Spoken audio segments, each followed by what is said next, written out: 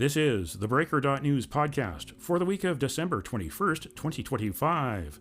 I'm Bob Mackin, publisher of the Breaker.News and host of the Breaker.News podcast. Welcome to edition number 427. Merry Christmas, Happy Hanukkah, and it's winter solstice. Let the light shine.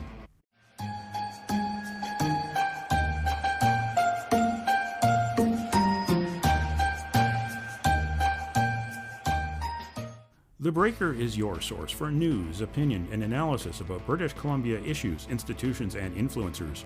Later, I'll tell you how you can support The Breaker. On this edition, headlines from the Pacific Rim and the Pacific Northwest. I award a virtual Nanaimo bar to a difference maker. And on the Big Deal feature, the MMA Panel is back for the special Christmas year-end roundtable. Who deserves a candy cane? Who deserves a lump of coal? I'm joined by Mario Canseco and Andy Yan.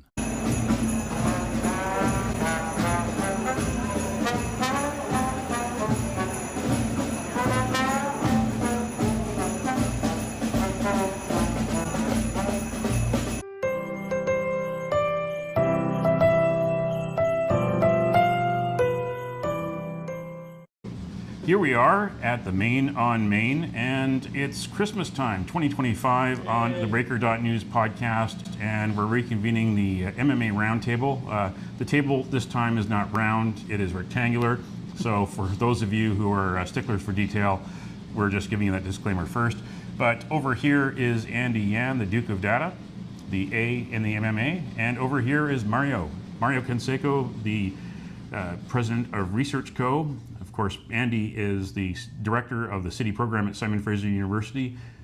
Mario is the president of Research Co. here in Vancouver, and I'm Bob Mackin, the editor and publisher of the Breaker.News, host of the Breaker.News podcast. And here we are on the Christmas edition of the podcast. We're all dressed in our finest Christmas attire to talk about what happened this year around Vancouver, around British Columbia and Canada, to rate and debate and give people candy canes if they were nice and lumps of coal if they didn't have such a great year.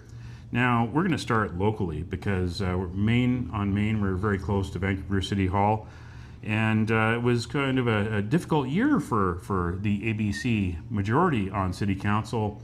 They didn't get what they wanted. Santa didn't bring Ken Sim the end of the elected park board. Ken Sim must be very, very sad, and he got a lump of coal basically from the NDP. He asked for it so dearly and so politely, and David Eby didn't deliver. Did get a tax freeze. They pushed through a tax freeze at City Hall, and that meant some people got laid off because they had to cut back. And I guess Ken Sim and the ABC majority, they're very happy like kids on Christmas morning because they slapped a $10 tax on freedom of information requests. This party that's governing City Hall, coming to an election in 2026 and hosting the FIFA World Cup, the biggest, most expensive event in Vancouver since the 2010 Winter Olympics, and making it harder for the public to know how they're spending the money, even though they say that zero means zero. We'll start with you, Mario Canseco. The performance of Mayor Ken Sim and the ABC majority at Vancouver City Hall in 2025, do they deserve a candy cane or a lump of coal? I'd say it's a mixed bag for a couple of reasons. I think there will be property owners who are going to be very happy with the fact that their taxes aren't going to be higher. There's a sense of dissatisfaction on some of the services provided by the city, but not at the level that we saw before. It's not going to be as bad as it was for Sam Sullivan, for instance, when we had the garbage strike. And I think they benefit from dealing with a disjointed opposition. We're not there at the end of the year yet, and you already have candidates who have announced that they're running. You have a primary sort of happening with one BC. What am I saying? With one city. Sorry, that was bad. And there's a chance that if the splits work in a specific way, Ken Sim could still be mayor of the city with the support of 35-37% of voters, maybe less than that, depending on how the situation unfolds.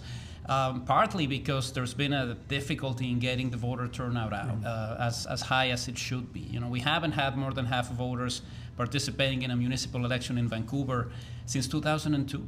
And there's more interest, there's more at play, there's more parties, there's more slates, there's more ads, and yet the voter participation continues to drop. So whoever wants to crack that code is going to have to get voters out. We have the example of what happened in New York with Mamdani, where the voter turnout goes up by 17 points, and he brings new voters into the fold. So it's not just about talking to people who voted for Ken Sim and asking them if they're upset, because if they are property owners, they probably won't be. It's more about bringing new voters into the fold.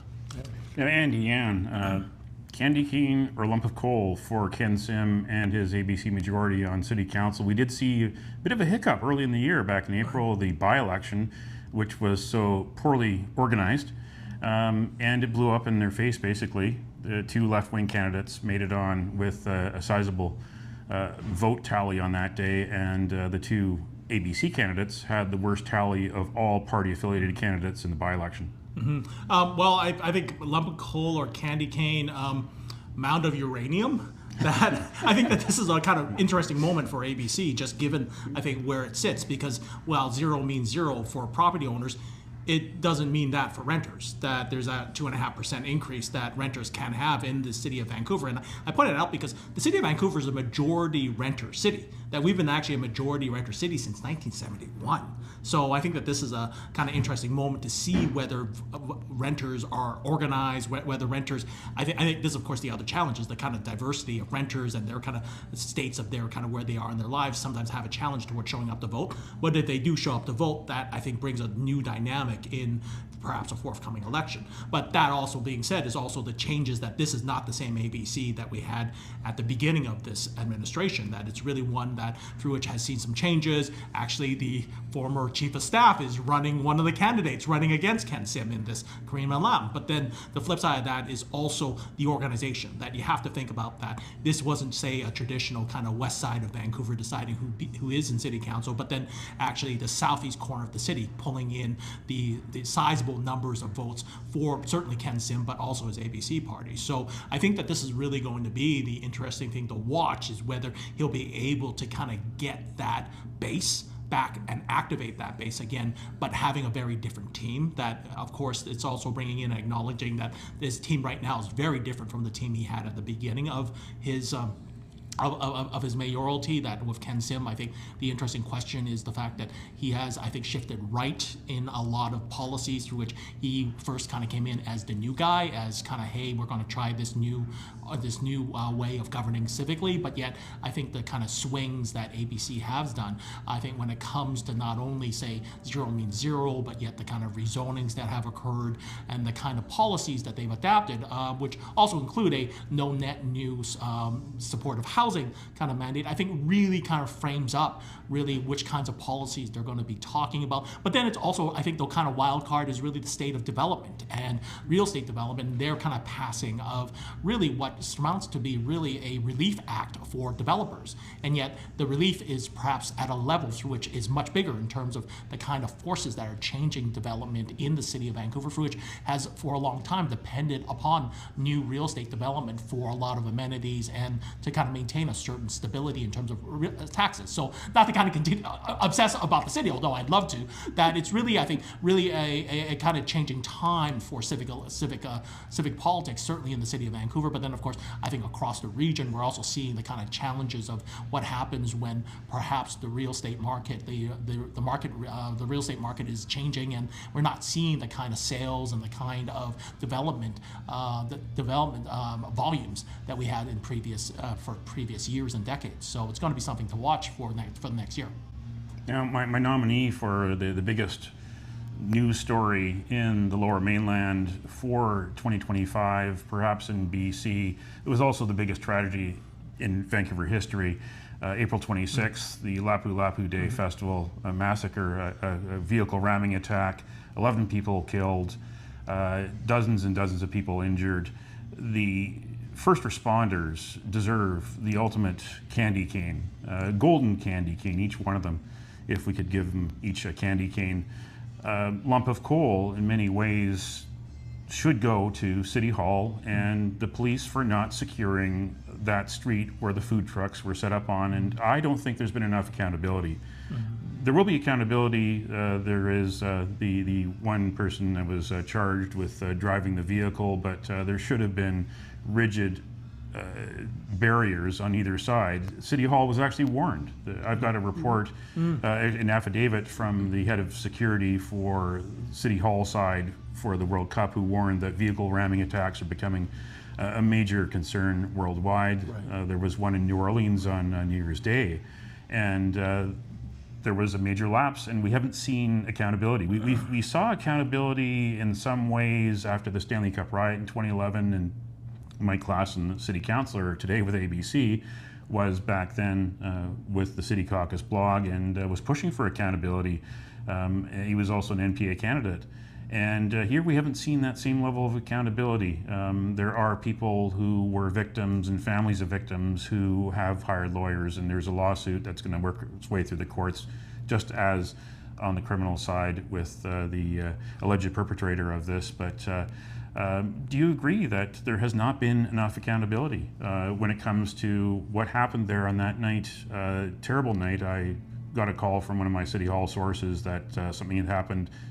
Go and see what happened, and it was just a shocking night, for those of us who were reporters who showed up. But the first responders, they train for this to happen. They hope it never happens, but the worst possible night of some of their careers, as well as the people who went there for a good time with the Filipino community. I think absolutely, and I think it's also important to kind of note really how these street festivals are now a key part of the civic life of Vancouverites and around the region. And I think this is really one of the kind of interesting points you've made, Bob, is where's the investigation? Where's the deeper kind of analysis in terms of what needs to be done to prevent these types of these types of events, this type of situation happening. And I think that this is really going into the challenges in terms of really looking at the kind of risk in terms of having these events, although they now are such a key point in bringing us together as a community. I agree. I think it'll be important to see how much the city is prepared for the World Cup. I mean, you're going to have a situation where there's going to be a lot of people in specific places. You're going to have tighter controls over security, but you never know what could happen in the stands. You never know what can happen next to the venues, and this is going to be a significant challenge. It's kind of like being a pilot, right? Nobody's going to report the fact that you landed the plane, but if something doesn't go well, it could eventually become a big issue for the city, because that is the thing that people will focus on. We had the World Cup in this many cities, and this is the only one where we had a security concern. Now, looking at the provincial scene here in 2025, this has been a year that has been the year of Trump in many ways. Donald Trump has been the most consequential politician here in Canada, as well as here in British Columbia. In British Columbia, it started off with Premier David Eby grabbing American liquor, taking American liquor off the shelves. Whether it's bourbon, whether it's California wine, whether it's American beer, it's off the shelves, giving opportunity for British Columbians who are in that business who make product here. So in some ways, candy cane to David Eby for helping local, vintners, brewers, and distillers to get their products out there. Yet this has been really his only strategy coming out of the election in 2024, coming into 2025, is jumping on the Trump train in many ways to divert attention from the NDP and all of its shortcomings when it comes to the big issues that you identified in the polls coming up to the 2024 election when it comes to healthcare, housing affordability, and of course the major situation with the continuing crisis of addictions and overdoses. Mario, is David Eby running out of tricks, running out of tools in his toolbox? Of course, politicians love to talk about their toolboxes and their tools when it comes to the Donald Trump issue that he really tried to exploit. Well, Trump is such a complicated issue because it changes every day. Like, you could be asking Canadians on a Tuesday, and Wednesday about Donald Trump, and they'll say, oh, we don't care about it anymore, we're fine, we're going to focus on other things, and then he'll say something dumb on Friday, and then we're back at square one. So that is part of the complexity of the challenges of dealing with something like this. They were able to capitalize on the sentiment that most Canadians had when Donald Trump said that he wanted to make Canada the 51st state. It's all about timing, the same timing that helps Mark Carney become Prime Minister fairly easily. When 4 months earlier, it looked like Pierre Poilievre was going to run away with a significant majority government.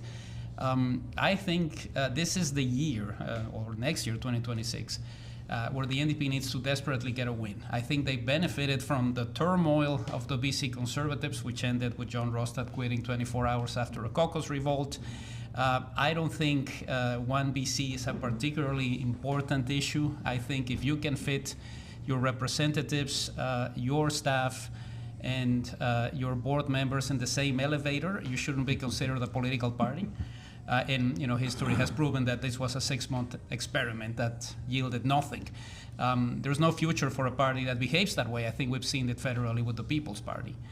But there's a conservative leadership race. We don't know yet the guidelines that are going to be there for it. Is it going to be more about fundraising? Are they going to weight the results by writing? We don't know anything about it, and that could lead to somebody who's significantly more charismatic than John Rostad. Note that that's difficult to achieve, to become the leader of the Conservatives and to try to connect with Metro Vancouver voters.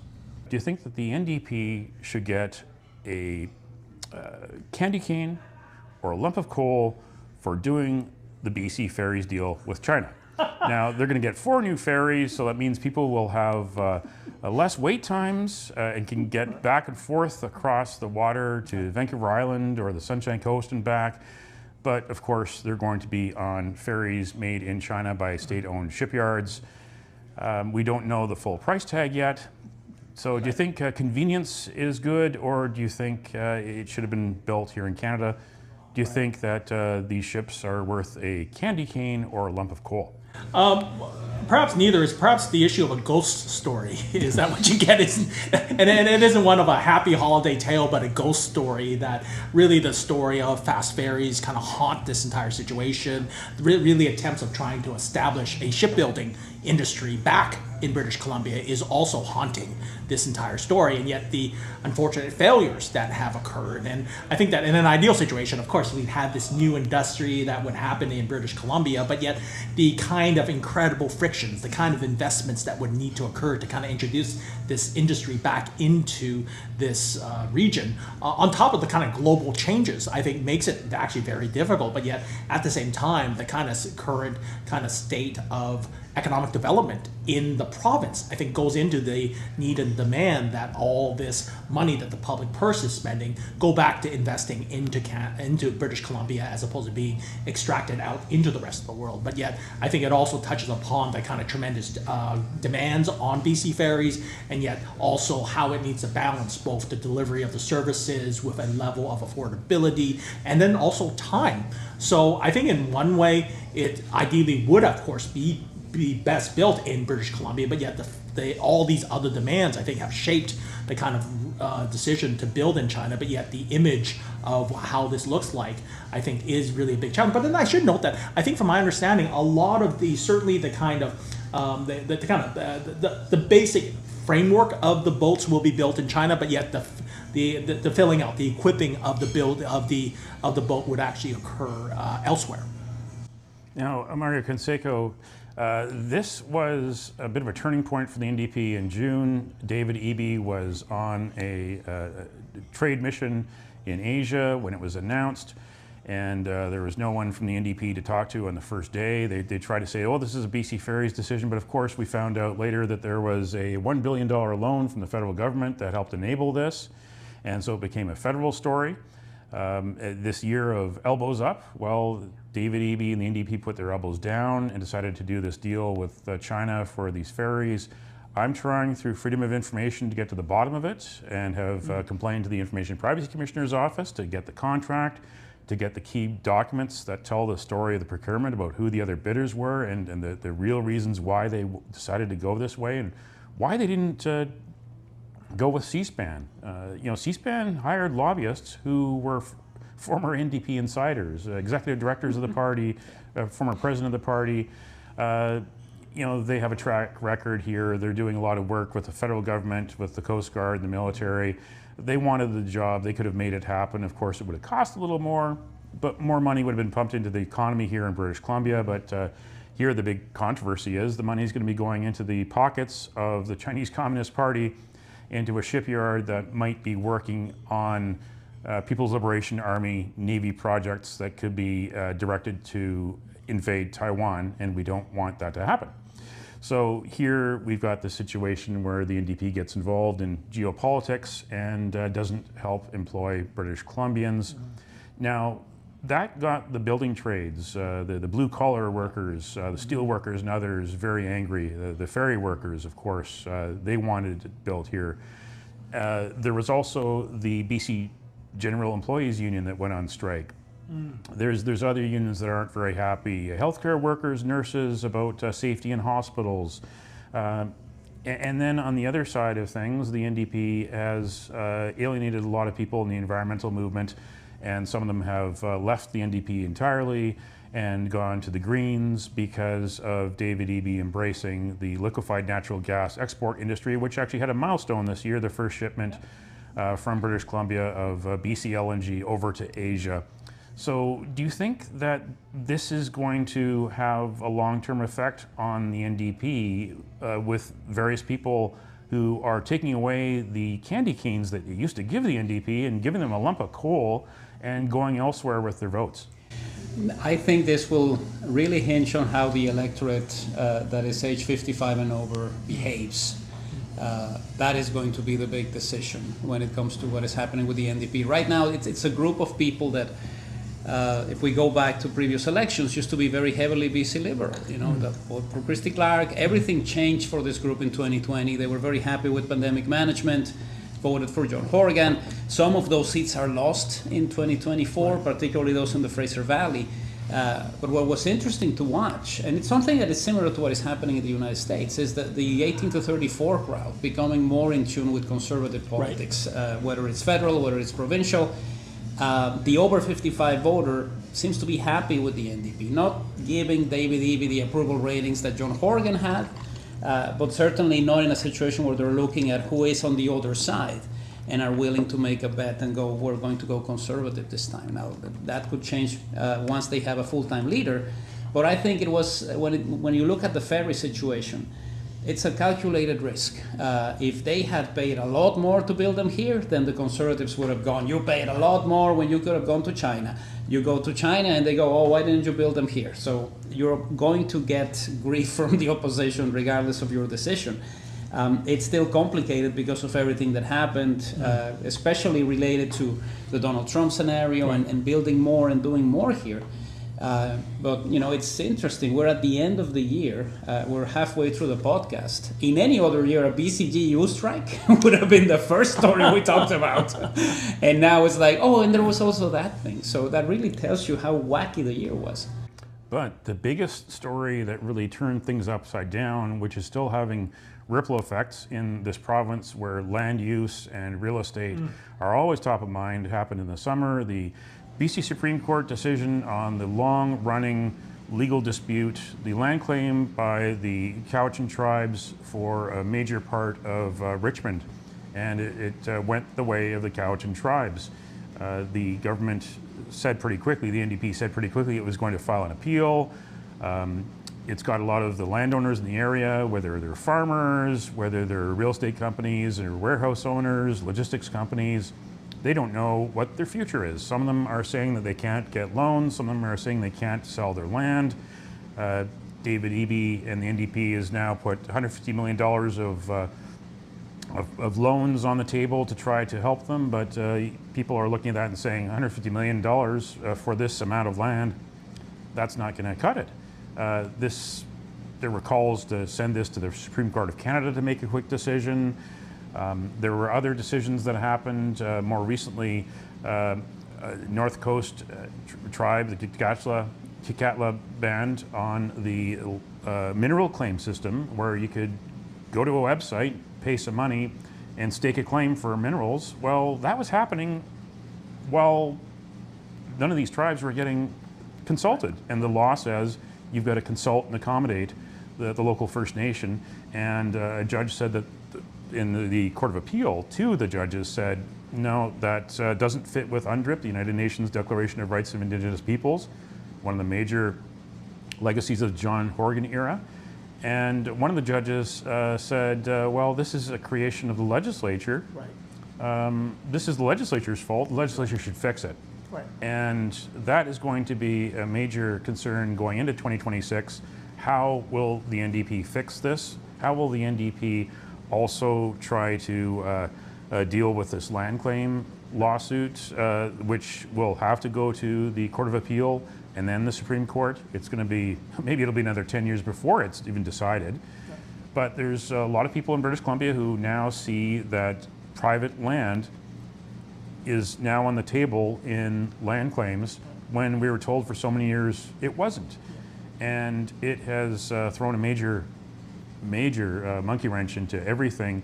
And it's also caused animosity towards First Nations people, which is not what UNDRIP was supposed to do. It was supposed to bring and reconcile long-standing social, economic issues with First Nations, make them equal, make them whole partners with the rest of British Columbians. But here we have a bit of a turning point in British Columbia on land use, different visions of it, and can David Eby and the NDP put it all together, or is this going to be the fuel for whoever becomes the Conservative leader to take this to the voters and to unify voters one way or another?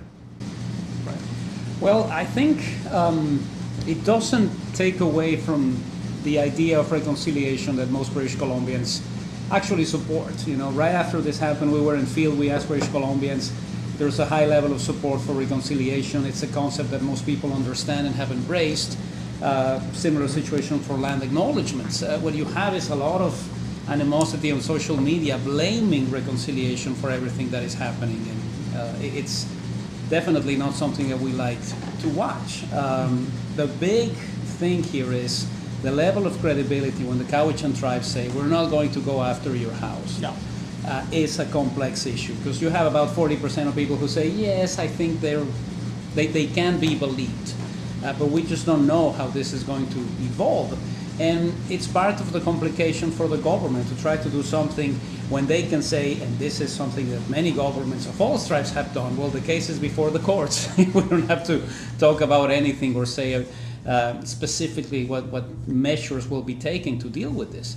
But it did enable a few people who are very upset with indigenous rights and who are very upset with reconciliation to essentially have a bully pulpit and say whatever they wanted to say about it. It's a delicate situation for the government, but it's something that is inherently out of their hands. The courts might actually say what needs to be said, and you know, part of the difficulty trying to analyze this is you talk to two lawyers about what the decision means, and you leave the table with 17 different opinions. Andy, do you think that the NDP deserves a candy cane the way it's handled this issue, or a lump of coal? I think on this one, it's a lump of coal. It's really the fact that, you know, politicians will show up for the photo ops, but not necessarily show up to do the work. And I think that this is really not only about UNDRIP, it's about UNDRIPA and how DRIPA didn't follow up on the work that was required to align existing laws and regulations to really determine what does it mean, as opposed to just leave it to the courts. And I think that in that gap, the courts are only doing what they can do, and yet I think what's missing is really a really adequate description in terms of an explanation of the difference between Indigenous title versus private land rights, and the kind of realities of what it actually is as opposed to what people think it is. And I think that part of this is having, in this vacuum of information of really what is the reality of this, is the imagination. And we've seen certain parties sell that imagination of really what they think it means, and it's unfortunately taking fire on things like social media, but yet there's an underlying complication in what the reality actually is and what the intentions of these respective nations are, and really what does it actually mean towards the underlying responsibilities we have as British Columbians in this process of reconciliation. So I think a lot of this goes into the demand and need for real leadership in terms of really explaining to what this process of reconciliation, truth and reconciliation means, as opposed to letting certain imaginations run wild. Now, we'll go to the federal scene right now. This time last year, could you have foreseen that Here we go. Yeah. that Mark Carney would be the Prime Minister, that Chrystia Freeland would be basically out of politics, and that Justin Trudeau would be a groupie with Katy Perry? Would you have foreseen that? I mean, we were thinking this time last year that, 2025, we're on our way to a Prime Minister Polyev, the carbon tax will be taken away. Well, the carbon tax was taken away, reset to zero, it wasn't axed, and it was someone else different that did it. But of course, here we are at the end of the year, and Justin Trudeau is touring with Katy Perry around the world. His mother, of course, way back when in the 70s was a groupie with the Rolling Stones. That'd be subject for a whole other podcast. But here we've got this situation where now Pierre Poilievre is battling to stay as the leader of the Conservative Party, as the Liberals have been able to inch their way closer to majority territory by backroom deals, by getting floor crossers, some lower profile members of Parliament from the Conservative caucus. And so here we have it. Stranger things happen federally than they seem to do provincially or civically. Do you think that that'll hold true for 2026? What do you think will happen federally? Where will we be this time next year? What will the party scene look like? I think there's a couple of issues at play. The first one is whether Poilievre is able to stay as leader. They haven't said what the magic number would be. Is it going to be 66%, 70%, 80%, 50 plus 1? Same way that John Rostad said it. There's no magic number. There's no magic number. We'll see how the situation unfolds. They haven't really done a lot of effort to change the way he communicates with people. There's still this defiance and this idea that everything is wrong and I'm the one to fix it. That doesn't make him a more endearing character for people who didn't vote for the party. The other elephant in the room, a smaller orange elephant, is what happens with the NDP leadership race. Because a lot of the votes that went to the Liberals were borrowed. We saw long-standing urban NDP members of Parliament losing their seats because people decided that Mark Carney was the better person to deal with Donald Trump. Some of those voters might come back into the fold. Similar situation in Quebec, where we had people who had voted for the Bloc 3 elections in a row suddenly saying, let's save the country we belong to by voting Liberal, and then we can figure out if we can separate from Canada. So that is the essence of the argument. A lot of these votes, and when you look at the history of this province, there's only been 3 times when the Liberals finished in first place federally. Trudeau Mania 1, 1968, Trudeau Mania 2, 2015, and now with Mark Carney in 2025. So this isn't something that happens all the time. It's not as if those Liberal voters are going to stay there forever. And that depends on how the Conservatives play out, whether Poilievre stays and changes the way he behaves or where he goes, and who becomes the NDP leader. And for you, Andy, Ann, who do you think this time next year should get a candy cane versus a lump of coal? Who will be running the show? Could there be a snap election called by Mark Carney in order to get even bigger majority than looks like he's on his way to getting if they just get one more floor crosser, basically? It's a really interesting question, because I was going to answer is that perhaps it's a book that you give to these folks, and it's called Can Poly Fan Fiction. That this is really something that I think has this kind of backwards and forwards of some kind of novel you can't predict. And I think that a lot of this is really, really touching upon, this moment of uncertainty, this kind of unknown areas in terms of federal politics, in terms of our relationships to the United States, to the rest of the world. I think that some folks have said, hey, maybe we should get some kind of like affiliate membership with the EU. That I think that this is really, I think, the kind of larger question of really where Canada is in this world and the kind of uncertainties from the outside, but then also in the inside. That I think that a lot of this also it goes into really the interesting relationships between the provinces. That with the relationship that the Carney government did with Alberta, and the kind of like I guess new somewhat stable relationships that they've had in terms of with the Albertan government. That really now what happens to British Columbia and really I think that in terms of where the federal government is going, I think it really is trying to kind of deal with I think fires in numerous areas of global as well as national politics, through which I think is creating an incredible moment of uncertainty for Canadians. But yet at the same time, I think it looks like it's a question of who's not necessarily one of strength, but then just really how one has just a weak opposition at this moment, and I think what does that mean towards I think competent leadership into the future. Yeah, and you mentioned there, Canada possibly looking into joining the European Union. I think that the only major step forward on that file really was this year, the proposal in the budget that CBC get involved in finding a way to get Canada into the Eurovision Song Contest. Which small steps. Small steps. That's the worst part of being part of the European Union in my book. Oh yeah, Eurovision. It's known for some hits. I mean, it brought ABBA to the world, but that's precisely why I am opposed to it. It's known for many more misses, and misses. We'll end the podcast thinking about Miss Claus and Santa Claus coming to your neighborhood somewhere around Vancouver, British Columbia, Canada, wherever you're watching this in the world. We want to wish you a Merry Christmas and a Happy New Year.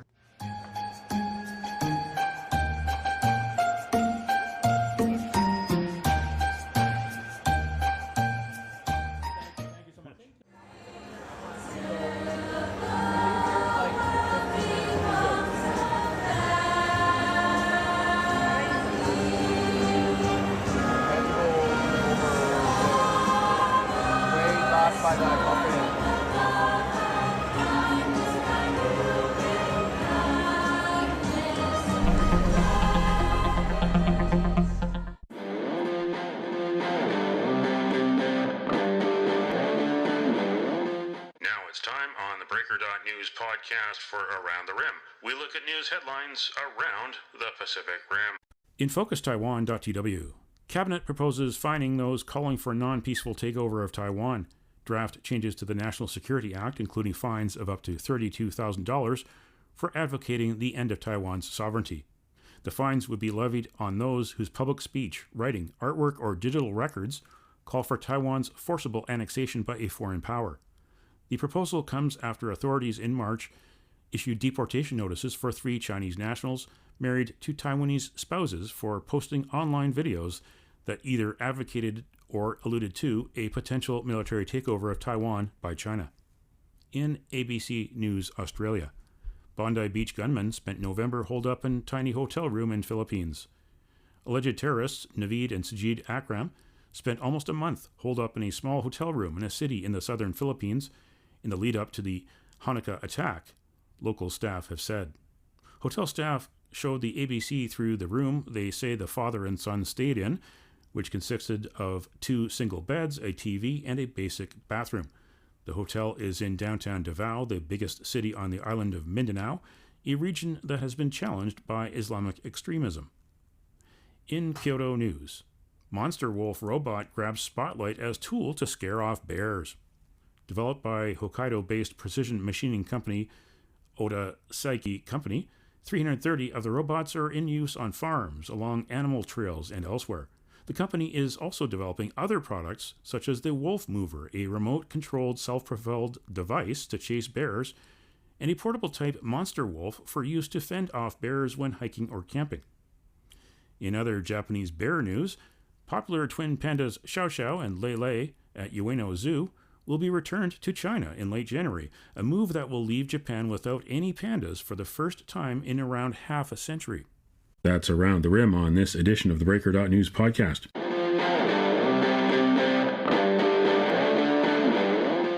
Now it's time on the Breaker.News podcast for Cascadia Calling. We look at news headlines around the Pacific Northwest. In the Oregonian, as flu season hits, new K variant has health experts concerned and urging vaccinations. The H3N2 type of influenza virus, notorious over the years for leading to hospitalizations and deaths among older people, is showing up most so far this flu season. The Oregon Health Authority reports that 58.2% of positive tests analyzed at the Oregon State Public Health Laboratory have been H3, compared with 41.2% that have been H1N1. The good news is that H3N2 is one of 3 variants included in the 2025-2026 flu vaccine. The concerning news is that a mutation of that strain, one called subclade K, has become most prevalent this year. In Cascadia Daily News, Governor does sobering tour of Sumas, Everson, and Nooksack in damage review. Bob Ferguson is looking for ways the state could help improve infrastructure in flood-prone areas. Ferguson met Whatcom County leaders on December 17th, a week after historic flooding began to pummel the region as far north as Sumas to areas as far south as Seattle.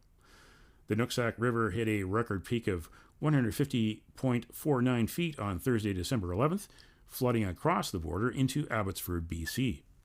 And check out thebreaker.news and bobmackin.substack.com for the stories behind these headlines. Court upholds Vancouver Island University suspension of anti-Israel activist. And Park Board War of Words ends in a tie. Read the stories behind the headlines. Go to thebreaker.news and bobmackin.substack.com. That's Cascadia Calling on this edition of the Breaker.News podcast. Don't matter what color you are, 'cause love will conquer hate, so you won't stand alone, you won't stand alone. The virtual Nanaimo Bar, brought to you by Spruce Hill Contracting. Every week we end the Breaker.News podcast on a tasty note by awarding the goodness of a virtual Nanaimo bar to people making a difference. A virtual version of the province's favorite dessert bar goes this week to first responders, frontline hospital staff, and utility workers that keep the lights, heat, and plumbing on wherever you are. The folks who will not be home for Christmas. Merry Christmas and thank you for your service. And you can nominate someone for a virtual Nanaimo bar. Send me an email to bob@thebreaker.news.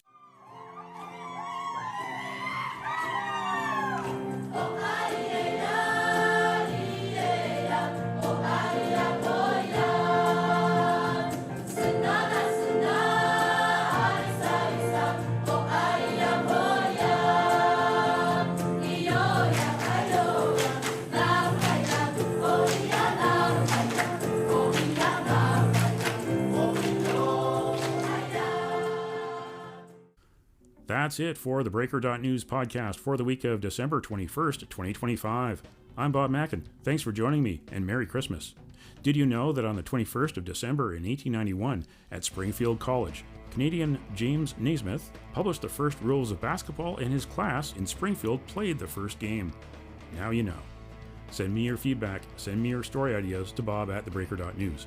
Bookmark thebreaker.news. You can also find us at thebreaker.ca. and bobmackin.substack.com. Sign up for the free email newsletter and get updates to your inbox, or follow The Breaker News for news as it happens on X, formerly Twitter. And you can support The Breaker for as little as $7 a month. For more information, go to bobmackin.substack.com. Bells were ringing out for Christmas Day.